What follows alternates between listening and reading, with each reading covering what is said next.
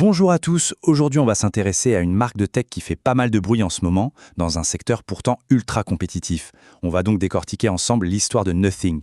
Alors la première question qu'on peut se poser, c'est est-ce que tous les smartphones finissent par se ressembler? Parce que soyons honnêtes, le marché aujourd'hui, il est super mature, complètement dominé par quelques géants américains et chinois. Et le résultat de tout ça, c'est une sorte d'océan de téléphones qui se ressemblent un peu tous. C'est justement dans ce contexte-là qu'un petit nouveau a décidé de venir mettre un coup de pied dans la fourmilière. Et ce challenger, c'est Nothing, une jeune boîte basée à Londres. Ce qui est super intéressant avec eux, c'est que c'est l'une des rares, voire peut-être la seule, vraie marque européenne de smartphone pour le grand public. Et leur but, il est clair, proposer une alternative qui se voit. Mais pour comprendre d'où vient Nothing, il faut absolument s'intéresser à son créateur et au nouveau chapitre qu'il a décidé d'écrire. Alors pour bien comprendre Nothing, il faut vraiment regarder le parcours de son fondateur, Carl Pei. Avant Nothing, il a cofondé OnePlus, une marque qui a eu un succès de dingue auprès des geeks, des passionnés de tech, en proposant des téléphones super puissants à des prix cassés. Mais voilà, il a décidé de tout quitter, de repartir d'une page blanche avec une toute nouvelle idée en tête, créer une marque qui parle à un public bien plus large. Bon, alors c'est quoi exactement la différence Nothing. Qu'est-ce qu'ils font de si différent pour espérer se démarquer? Et là, c'est assez parlant. D'un côté, on a ce qui se fait partout ailleurs. Des designs qui se ressemblent et surtout des logiciels bourrés d'applications préinstallées qui ne servent à rien et qui ralentissent tout. C'est ce qu'on appelle les bloatwares. Et de l'autre, la proposition de Nothing. Un design transparent, vraiment unique, et surtout une expérience Android complètement épurée. Pas de chichi, juste le nécessaire pour que ça soit rapide et fluide. Et en fait, leur philosophie repose sur quelques piliers très clairs. D'abord, ce design transparent, leur signature. Ensuite, l'interface Glyph, c'est ce système de LED à l'arrière qui donne des infos visuelles. Bien sûr, le système d'exploitation, Nothing OS, ultra rapide car sans fioritures. Ils utilisent aussi des matériaux premium comme de l'aluminium. Et le clou du spectacle, c'est le rapport qualité-prix qui est vraiment agressif. Finalement, tout ça se résume à cette phrase.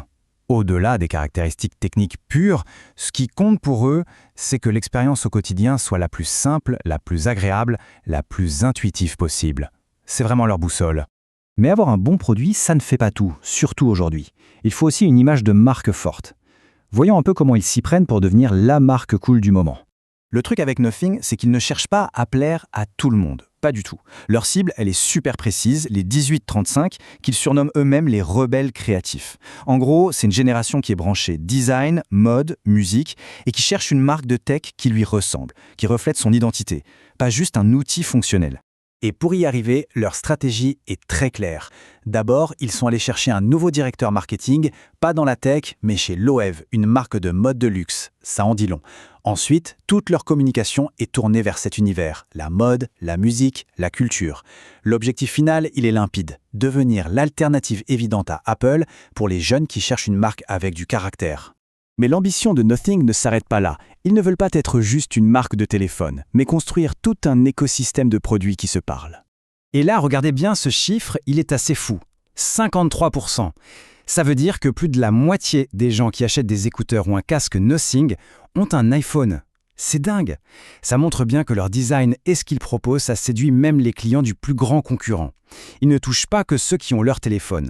C'est logique, car leur gamme audio est de plus en plus complète.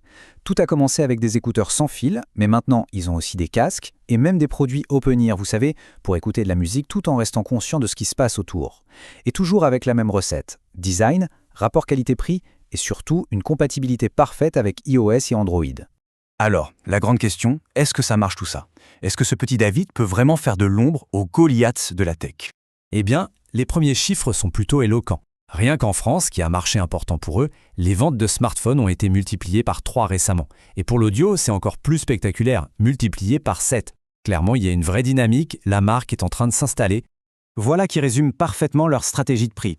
On voit bien que Nothing met des fonctionnalités qu'on trouve d'habitude sur des téléphones très haut de gamme, genre des matériaux premium, un zoom périscopique super performant, dans des appareils qui, eux, sont vendus entre 350 et 500 euros. Quand on sait que les concurrents avec les mêmes specs sont à plus de 1000 euros, le calcul est vite fait.